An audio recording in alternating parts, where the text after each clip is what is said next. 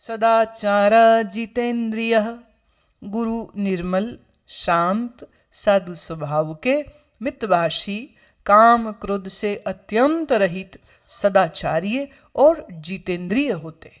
Now these are the very clear cut definitions being given to who a guru is.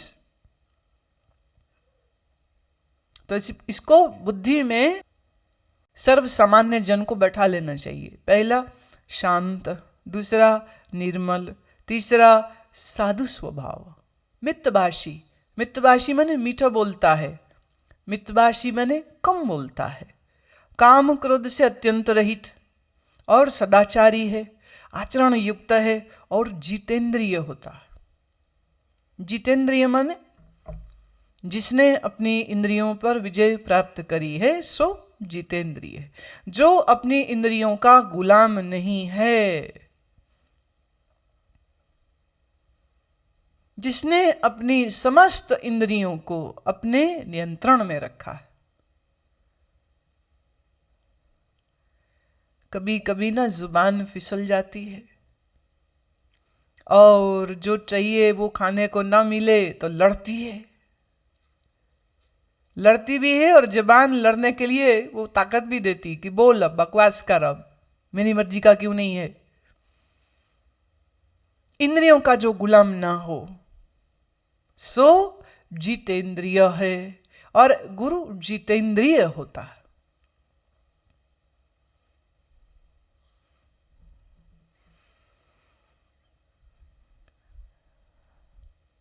सूचकादि प्रभेदेन गुरुवो बहुधा स्मृतः, स्वयं सम्यक् परीक्षायाथ तत्वनिष्ठं भजेत सुधीः।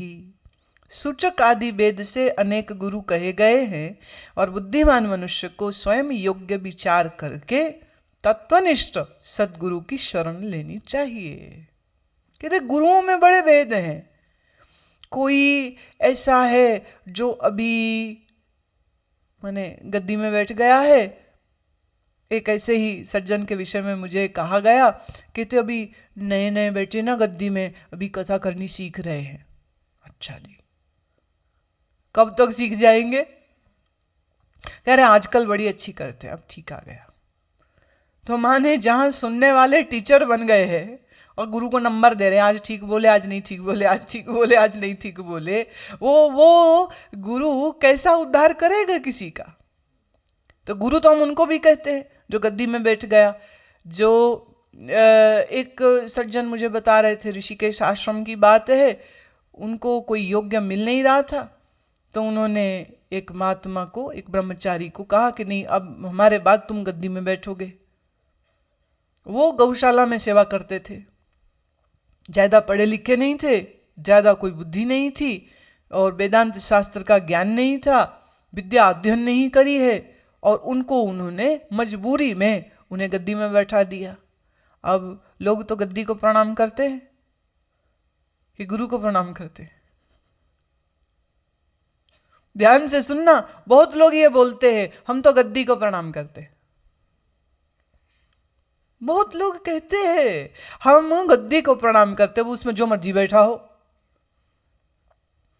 कुछ समय बाद मालूम हुआ कि उनके वहां आश्रम में कोई एक था, वो बहुत वो पढ़ा लिखा था पर बड़ी चालू चीज था, वो चालाक था आदमी था वो। मैंने ऐसे तो साधु वैसे, पर इतना तेज, वो सत्ता का शौक है, धन का शौक है, सब कंट्रोल मेरे हाथ हो जाए। तो एक दिन उसने वो गद्दी में जो गुरुजी बैठे थे अपने चेले वाले सब ले आया और उनसे जबरदस्ती अंगूठा लगवा दिया कि मैंने अपनी गद्दी इसको दी। तो वो जो गद्दी वाले गुरुजी थे उसको उन्होंने बाहर निकाल दिया। अब वो उनके कुछ जो गद्दी को मानने वाले लोग थे वो मुझे मिले। मैंने पूछा अच्छा वो महात्मा जी अब कैसे हैं? कहते जी उनको तो वनवास हो गया। मैं है मतलब? कहते वो तो ना ब्रह्मचारी था, उसने गद्दी पे कब्जा कर लिया, उनको आश्रम से बाहर निकाल दिया। तो आजकल वो पता नहीं किसी और के आश्रम में रह रहे हैं। फिर कुछ समय बाद पता चला वो सोच रहे हम अपना आश्रम बना लें। तो अजब ये ना ड्रामा बाजी चलती रही है। वो गुरु ही। एक और थे हरिद्वार में, वो गृहस्थियों की गद्दी चलती थी, तो जो उनका बेटा था उसकी शादी थी और उसको उन्होंने गद्दी, राजा अपने बड़े राजकुमार को गद्दी में बैठाएगा, इसे गुरुजी अपने बड़े पुत्र को गुरु बनाएंगे। तो एक ही दिन अनाउंसमेंट ये हुई कि ये आज गद्दी मिली, उसको गुरु बनाया और उसी दिन उसकी शादी भी थी। मैं वहां थी हरिद्वार में, बारात तो नहीं देखी पर जो सुना वो बताती हूँ। वो बैंड बाजे वाले, वो माइक में गाने वाले गा रहे थे, आज गुरुदेव की शादी है।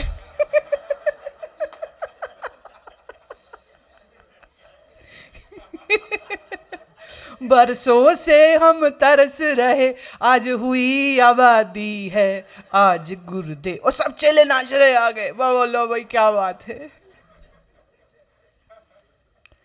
गुरु नानक ने अपनी कलयुग की भविष्यवाणी देते हुए ये बात कही थी कि एक ऐसा समय आएगा जब गुरु लोभी हो जाएंगे और शिष्य गुरु के धन और सत्ता के लालची होकर के उसके आगे नाचते फिरेंगे। तो ये एग्जैक्ट ड्रामा जो है वो हमने देखा। क्या बात है भाई। तो वही बात सूत जी कह रहे, गुरु तो बहुत प्रकार के होते, गुरु ही गुरु है, भारत गुरुओं का देश है, गुरु ही गुरु है, परंतु आप अपनी बुद्धि का उपयोग करके, योग्य विचार करके फिर तत्वनिष्ठ सतगुरु की शरण में जाए। किसके? तत्वनिष्ठ। तत्व माने ब्रह्म, निष्ठ माने जिसने उसका अनुभव किया है। ऐसे तत्वनिष्ठ सतगुरु की शरण में जाना चाहिए। तो बुद्धिपूर्वक विचार करें। लोग मतलब गुरु कैसे बनाते हैं? अब हमारे इलाके में कोई संत आए, संत मतलब क्या? भगवे कपड़े हो, तिलक हो, माला हो, दो चार चेले जय महाराज की जय महाराज की कर रहे हो, दो बंदे चवर ऐसे चला रहे हो। चवर समझते हो? एक अंग्रेज ने उसकी ट्रांसलेशन करी थी चवर की, द हॉर्स टेल, घोड़े की पूंछे से घुमाते और द हॉर्स टेल। ऐसे दो बंदे चवर कर रहे हो और चार बंदे जय महाराज बोले, महाराज की जय, महाराज की जय, महाराज की जय, ऐसा बोल रहे हो। और महाराज थोड़ा आशीर्वाद वाली मुद्रा बना करके ऐसा बड़ा स्माइल दे करके और ऐसा चलते चले जाए और बड़ी कुर्सी में बैठाए, बाकी सब नीचे बैठ जाए। नहीं, ऐसा सब जैसा होना चाहिए वैसा सब हो रहा हो और कथा वार्ता शुरू हो जाए और थोड़ा पोस्टर प्रचार हो जाए तो दुनिया आ ही जाएगी। धर्म भीरू लोग हैं भारत के, आ जाएंगे, सुनने लगेंगे। तो कहते अच्छा, अब जिन्होंने इनको गुरु बनाना है वो सुबह में आ जाए ना। तो गुरु तो जरूर होना चाहिए, जैसे शादी जरूर होनी चाहिए ऐसे गुरु जरूर होना चाहिए। तो गुरु बनाने वास्ते वो पहुंच जाएंगे तो वो गुरु बना लेंगे। अब बन गए गुरु। शास्त्र कभी पढ़ा नहीं, विचार कभी सुना नहीं।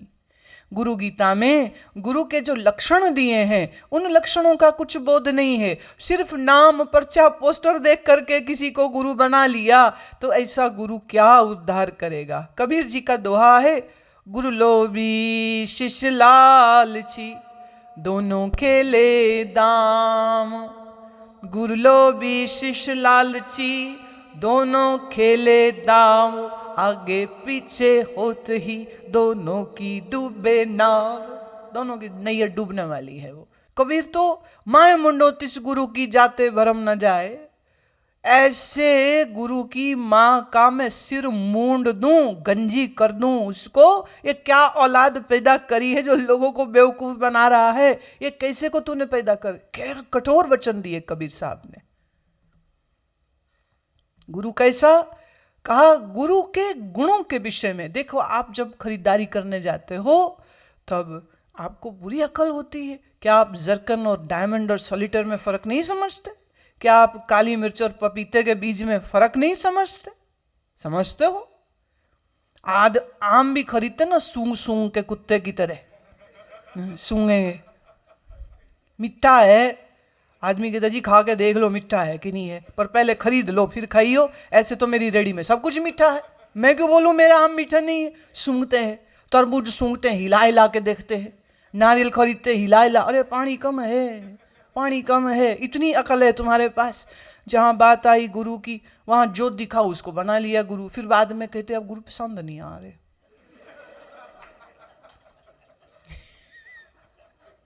जलंधर में एक प्रेमी मुझे मिले, वो कहने लगे कि जी बड़े ना दुखी दुखी आए, बड़े दुखी दुखी। क्या हुआ? कहते जी वो ऐसा है, हम क्या बताएं, बात ही ऐसी हो गई। पूरा ड्रामा करते रहते हैं ना लोग के साथ। बस सीधे बात बोल दो जो बोलनी है, पर नहीं बोल भी नहीं सकते हैं। वो कह रहे हम, आपको तो पता ही हम किनके शिष्य हैं। मैं हाँ मालूम है मुझे। कह रहे वो ना उन्होंने कुछ ऐसा कर दिया, हम क्या बोले, हम तो कुछ कहने लायक ही नहीं रह गए। क्या हो गया? जी उन्होंने अपने ड्राइवर से शादी कर ली। मैं तो जी बड़ी शर्मिंदगी हो रही है जी, क्या करें हम। मैंने कहा शर्मिंदगी क्यों हो रही, गुरुजी ने शादी करी, जाके बधाई दो, सगन डाला, और क्या करोगे। कह जी आप कैसी बात कर रहे हो, इतने सालों तो हमने उनको अविवाहित देखा, अब सडनली उन्होंने शादी कर ली, मैं उनकी मर्जी, तुम्हें क्या तकलीफ हो रही है। कह नहीं ऐसे थोड़ी होता है। मैंने कहा अच्छा अगर ये बात है तो उसको तू गुरु मानना छोड़ दे फिर तू।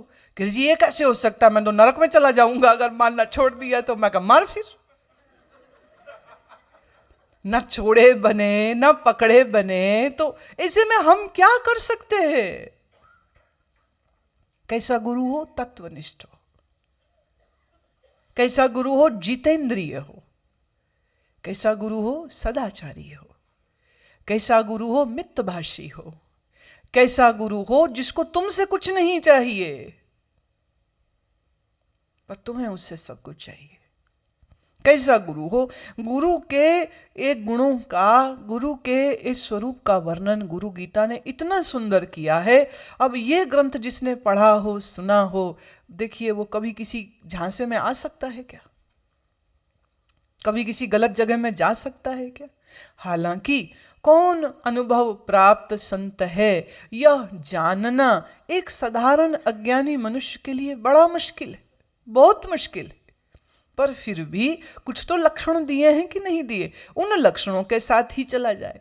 इलाहाबाद में एक माता जी मेरे को मिली, कहती जी आपने कल सात सत्संग में कहा कि मीट मुर्गा नहीं खाना चाहिए, पर मैं तो बड़े धर्म संकट में हूँ। मैं कहा वो क्या? कहती मेरे गुरुजी तो जब जब घर में आते वो कहते बकरा बना वही खाएंगे, और मैं बनाती हूँ और वो खाते हैं। मैं तो फिर मैं अब बता क्या करूं। अब कह रही इसका मतलब ये हुआ वो तो फिर आप हमें छोड़ने को कह रहे हो, वो तो खुद खाते हैं, तो मैं क्या करूं इसमें। मुझे क्या पता तू क्या करे। अब कबीर का ही वचन बोल सकती हूं, माए मुंडो तिस गुरु की जाते परम न जाए। मैं तो यही बोल सकती हूं, और क्या कहूं मैं। एक और मिले सज्जन, उन्हें लीला ऐसी ऐसी कर रहे हैं ये ढोंगी गुरु के क्या कहिए। वृंदावन की कथा सुनो। वृंदावन में एक महात्मा, महात्मा बोलूं गुरु बोलूं क्या बोलूं समझ नहीं लगती। महात्मा शब्द भी गंदा कर दिया लोगों ने, और गुरु शब्द भी धूर्त पाखंडियों ने गंदा कर दिया। वो कृष्ण भक्ति की बात करते हैं अधिक, बहुत सारी स्त्रियां बहुत सारे पुरुष उनके चेले हैं, साधु वेश में हैं। अब वो क्या है, वो कहते हैं गुरु तो कृष्ण होता है, तो मैं ही कृष्ण हूं, तो तुम मेरी गोपी, तो इनकी रासलीला चलती। अब एक गोपी जो है वो हो गई गर्भवती, मुश्किल तब हो गई। अब क्या करें, क्योंकि पत्नियों से कृष्ण को बच्चे हुए हैं, गोपियों से थोड़ी बच्चे पैदा हुए हैं। अब वो लड़की वहां से निकल गई। ब्याह तो उन्होंने करना नहीं था, ब्याह हो भी नहीं सकता था। वो कहाँ बड़ी उम्र के और वो कहाँ इतनी छोटी उम्र की, कुछ बात न बनी। घर वालों को पता मिला, उन्होंने थाना पर्चा करा दिया, FIR हो गई, पकड़े गए, ले गए, जेल पहुंच गए।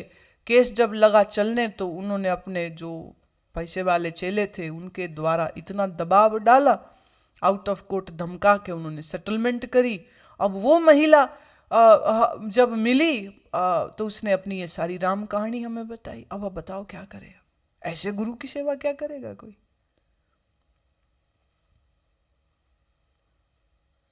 पर भाई जब ये सब प्रोग्राम चल रहा था तब तेरी अकल कहां गई थी। और ये ऐसी सैकड़ों कहानियां हमने सुनी, सैकड़ों कहानियां हमने सुनी कि वो गुरु समझ के माथा टेकती हैं और वो उन स्त्रियों के प्रति कामदृष्टि। एक औरत और की बात पता है, वो कहते हैं अच्छा जो कोई उनका चेला हो जाए थोड़े ही सालों में उसकी सारी जायदाद वो ले लेते। वो कहते तुम तो रहो आश्रम में, घर क्या करोगे, घर बेच दो, चलो आ जाओ। वो आ जाएंगे सब कुछ बेच बांट के, पैसे जो है वो गुरुजी के पास हैं, अब वो वहां अटक गए, पैसा है नहीं, वापस जा नहीं सकते, जो हो सो हो। गुरु कैसा जितेंद्रिय, गुरु कैसा सदाचारी, गुरु कैसा अध्यात्म का अनुभवी, जिसके अपने अंदर विवेक नहीं है वो तुम्हें विवेक क्या देगा। जो तुमसे पैसा बनाने का सोच रहा है वो तुम्हें धन की वासना से मुक्त होने का पाठ कैसे दे सकेगा? Not possible.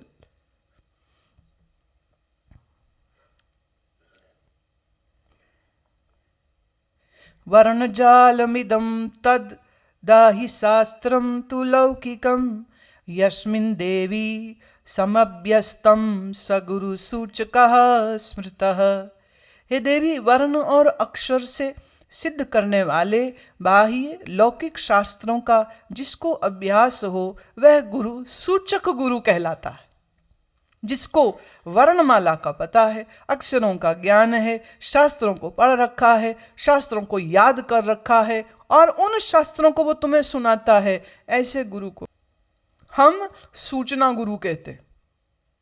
क्या दे रहा है? मात्र सूचना। उसके पास इंफॉर्मेशन है, वो उसी इंफॉर्मेशन को दूसरों को दे रहा है। ना उसके पास विवेक वैराग्य है, ना वो विवेक वैराग्य किसी को दे पाएगा। जो मेरे पास चीज नहीं वो तुम्हें कैसे दे दूं? जो चीज मेरे पास है मैं वही तुम्हें दे सकती हूं। इसी प्रकार जिसके पास सिर्फ शाब्दिक ज्ञान है वह आपको सिर्फ शब्द दे सकता है, जिसके पास वह परम रस है वही तुमको वह परम रस दे सकता है। अब सूचना देने वाले और यथार्थ गुरु के इस भेद को जानना समझना ये भी एक बड़ी अद्भुत लीला है, बड़ी अद्भुत महिमा है। अगले श्लोक में कहते हैं वर्णाश्रम मोचिताम विद्या धर्मा धर्म विधीनीम प्रवक्तारम गुरुम विद्धि वाचकस्त्वती पार्वती। पार्वती, धर्मा धर्म का विधान करने वाले, वर्ण आश्रम के अनुसार विद्या का प्रवचन करने वाले को तुम वाचक गुरु जानो। वाचक, वचन बोलना, जिसे हम कहते कथाकार। कथाकार क्या है? जैसा जैसा जिसका वर्ण है, जैसा जैसा जिसका आश्रम है, उसके अनुसार वैसे वैसे वो वचन सुना देता है। जैसे तुमने देखा होगा, मैंने गुरुओं की वैरायटी बहुत सारी होती है ना, तो आपके कुल गुरु हैं तो आपके कुल की परंपराओं के विषय में ही सिर्फ आपको बताते। आपके जो आपका आश्रम है, जो आपका वर्ण है, उसमें ऐसे गुरु भी मौजूद होंगे जो उतनी ही बात कहते हैं जितनी बात वो जानते हैं। तो वाचक माने कथावाचक सारे आ गए। तो एक बात तो तय हो गई, कथावाचक और गुरु में बहुत बड़ा भेद है। कथावाचक क्या? इज अ स्टोरी टेलर, कथा कहानियां कहने वाला। गुरु क्या है? बोले कथा कहानी नहीं कहता है, वो तो आत्मज्ञान देता है, वो तो वैराग्य देता है, वो तो प्रेम का पाठ पढ़ाता है। बहुत लोग कथावाचकों को भी गुरु समझ लेते हैं। पहला गुरु दिया सूचक गुरु, सूचनाएं देता है। दूसरा बोला वाचक गुरु, वचन सुनाता है। फिर आते हैं पंचाक्षर्यदि मंत्राणाम उपदेष्टा पार्वती स गुरुर्बोधको भूयादुभ्योरत्मुत्तमम्। पंचाक्षरी आदि मंत्रों का उपदेश देने वाले को तुम बोधक गुरु जानो। और पार्वती, प्रथम दो गुरुओं की अपेक्षा ये गुरु उत्तम है। कैटेगरी दे रहे हैं पूरी, सूचक, वाचक, और अब आ रहा है बोधक गुरु, जो पंचाक्षरी मंत्र देता है। पंचाक्षरी माने 5 अक्षरों वाला मंत्र जो देता है। अब 5 अक्षरों वाले मंत्र बहुत से हो सकते हैं। उदाहरण ओम नमः शिवाय, ये भी पंचाक्षर है। ओम श्री कृष्णाय वयम नमः, पंचाक्षर, तो ये भी हैं। और किन्हीं किन्हीं मतांतरों में उन्होंने अपने कुछ एक मंत्रों को जोड़ करके बनाया है, उसमें वो 5 अक्षर देते हैं। अब कहते ये जो 5 अक्षर या किसी भी मंत्र का उपदेश देने वाले जो गुरु हैं, ये पहले दो से तो अच्छे होते, कम से कम आपको बैठना सिखा दिया। पहला जो है ना कथा कराने वाले, आज सबकी बहुत डोंडी पिट रही है, मैं क्या करूं। कथा करने वाले क्या हैं? गुरु हैं, उनको भी सब गुरु जी बोलते। कथा करने वाले को यह है कि भाई कथा वार्ता ऐसी करो जिससे माल अच्छा बने। तो 7 दिन की कथा में एक तो हम करेंगे कृष्ण जन्म है, तो उस दिन सब लोग माखन लाएंगे, कृष्ण जी का पहला दर्शन करना है तो दर्शन भेंट लाएंगे, कृष्ण जी के श्रृंगार सोने का बना सकते हैं वो ले आएंगे, और कोई कपड़े लाएंगे और कोई मिठाई लाएंगे। तो एक उत्सव ये करेंगे। फिर करेंगे हम रुक्मणी और कृष्ण का विवाह, और 7 दिन की भागवत में एक दिन हम करेंगे राम सीता का विवाह, ठीक है, एक दिन हम करेंगे माखन भोग, ठीक है, एक दिन हम करेंगे सावन का झूला। तो हर दिन का एक प्रोग्राम उन्होंने सोच के रखा हुआ। कथा किस लिए कह रहा है? वो एक कथा चल रही थी, तो जो सेठ सेठानी थे जिन्होंने ज्यादा माल दिया था, तो उनको उन्होंने वसुदेव और देवकी बना दिया, पूरा ना ड्रेसअप, पूरा श्रृंगार, और उनके मुकुट भी लगा दिया, और उनके पोते को कृष्ण जी बना के तो वो उसको टोकरी में डाल दिया। ये कथा हो रही है भागवत की, और वो जब आए तो सब फूल डाल रहे हैं उसके ऊपर। कौन है? सेठ सेठानी नहीं है, ये तो देवकी और वसुदेव आए हैं। अब लोगों को इस फैंसी ड्रेस में बड़ा मजा आता है। देखो ना, हमारे यहाँ कुछ होता ही नहीं है सब प्रोग्राम कुछ। अब ऐसे किसी दिन करना चाहिए हमको, कोई कोई कुछ बन के आ जाए, कोई कुछ बन के आ जाए हैं। अच्छा, आज जो है हम रासलीला को दिखाएंगे, तो कुछ औरतों को कहेंगे अच्छा आप गोपी बन के आना, तो वो घाघरा चोली ऐसे सब श्रृंगार करके आएगी। तो एक बच्चे को किसी को कृष्ण बना देंगे, चल तू ना मुरली पकड़ के खड़ा हो जा। एक दिन मैं ऐसे ही देख रही थी, चैनल में चल रहा था, वो बच्चा ना ऐसे पकड़ा ना, रोई जा रहा है, रोई जा रहा है, रोई जा रहा है, और जनानियां आसपास डांस करे जा रही हैं। गोपियां हैं ना, वो तो डांस मैं लो कर लो बात कि हाँ कृष्ण जी रो रहे हैं और गोपियों को डांस सूझ रहा है धत तरह की। ये क्या हो रही है? ये कथा वार्ता हो रही है। तो it is more of an entertainment, मनोरंजन के लिए अच्छी बात है, हाँ अच्छी बात है। पर शिव कह रहे हैं जो तीसरी कोटि के गुरु हैं, बोधक गुरु, ये दूसरों से श्रेष्ठ क्यों? उन्होंने आपको बैठना सिखाया। बैठो, आंख बंद करो और ईश्वर के नाम का जप करो। कुछ तो साधना आई ना, खाली एंटरटेनमेंट करके खा पी के ये करके वो करके तो वापस नहीं आ गए, कुछ सीख के आए हो। तो बैठने का अभ्यास उन्होंने आपको दिया। फिर इसके बाद अगले गुरु कहते हैं मोहम मारण वश्यादितु मच्च मंत्रोपदर्शिनम निषिद्ध गुरुरित्याहु पंडित तत्वदर्शिनः। मोहन, मारण, वशीकरण आदि तुच्छ मंत्रों को बताने वाले गुरु को तत्वदर्शी पंडित निषिद्ध गुरु कहते हैं। अब ये कौन से गुरु हैं? निषिद्ध गुरु। फिर से हम रिपीट करा दें, सूचक गुरु, वाचक गुरु, बोधक गुरु, और अब आ रहे हैं मोहन, मारण, वशीकरण। अब कुछ एक ऐसे भाई मंत्र होते हैं जिन मंत्रों का, जैसे किसी ने बगलामुखी देवी की सिद्धि की हो, अथवा किसी ने चंडिका देवी की मंत्र की सिद्धि की हो, अथवा किसी ने किसी बीज मंत्र का सिद्धि किया हो, तो वो भी गुरु होते। तो लोग उनके पास जाते, तो किसी को मोहित कर लिया, अपने पीछे लगा लिया मंत्र सिद्धि से, और फिर वो कहते महाराज मेरा आदमी मेरा कहा ही नहीं मान रहा है, अच्छा तुम इतने पैसे देना और हम तुमको मंत्र सिद्धि किया हुआ, हम तुम्हें एक ऐसा ताबीज देंगे, वो ताबीज तू बांधेगी और तेरा पति तेरा हाथ जोड़े हुए गुलाम की तरह कार्य करेगा। इसको कहते हैं वशीकरण मंत्र। मोहन, मारण, वशीकरण, इन विधियों का उपयोग करके जो लोगों के मन के जीवन का शोषण करते हैं, ऐसों को निषिद्ध गुरु कहते। कौन? निषिद्ध, फॉरबिडन। दूर से भागो ऐसे लोगों से। ऐसा हो पाएगा उनके बस में है नहीं है, ये एक अलग विषय है, एक बिल्कुल अलग विषय है। पर इस तरह की तामसिक विद्या का अभ्यास करने वाले भी लोग हैं, उनको भी गुरु कहा जाता है, पर ये हो गए निषिद्ध गुरु। और जो तत्वदर्शी है, जो ज्ञानवान पंडित गुरु है, वह ऐसे गुरुओं का हमेशा ही खंडन करेंगे।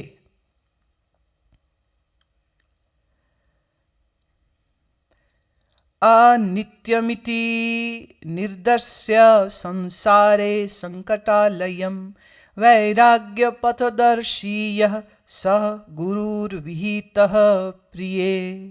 हे प्रिय, संसार अनित्य है, दुखों का घर है, ऐसा समझकर जो गुरु वैराग्य का मार्ग बताते हैं वे विहित गुरु होते। शिव एक क्या दे रहे हैं, नया नाम दे रहे हैं, विहित गुरु। विहित गुरु कौन है? जो अपने विद्यार्थी, अपने शिष्य को ये सिखाते हैं कि संसार असार है, मन में वैराग्य को धारण करो और अपने जीवन को सत्य पथ पर चलाओ। ऐसा जो उपदेश देते हैं, तैसे गुरु को हम विहित गुरु कहते हैं। तो अभी तक की जितनी कैटेगरी आई ना, उसमें सूचक, वाचक, बोधक, निषिद्ध और अब आए विहित गुरु। बोधक ने मंत्र दिया था और कुछ ज्यादा ना बता पाया, पर ये जो विहित गुरु है, ये आपके अंदर वैराग्य उत्पन्न कैसे हो उसका भी प्रयास करेगा, आपके अंदर अच्छी भावनाएं कैसे जगें ये भी प्रयास करेगा, आप एक अच्छे साधक हो जाएं ऐसा भी वो प्रयास करेगा। और ऐसे विहित गुरु को प्रणाम करना चाहिए। अब अगले 2 श्लोक और लेते हैं क्योंकि ये क्रम में आ रहे हैं। तत्वमस्यादि वाक्यानामुपदेष्टा तु पार्वती कारणाख्यो गुरु प्रोक्तो भवरोग निवारकः। हे पार्वती, तत्वमसि आदि महावाक्यों का उपदेश देने वाले तथा संसार रूपी रोगों का निवारण करने वाले गुरु कारणाख्य गुरु होते। बात ये अब थोड़ी गहरी हो रही है, इसको विस्तार से समझना आवश्यक होगा। तत्वमसि क्या है, तत्वमसि का उपदेश क्या है, भव रोग क्या है, ये 2 प्रश्नों के साथ हम इस चर्चा को करेंगे कल।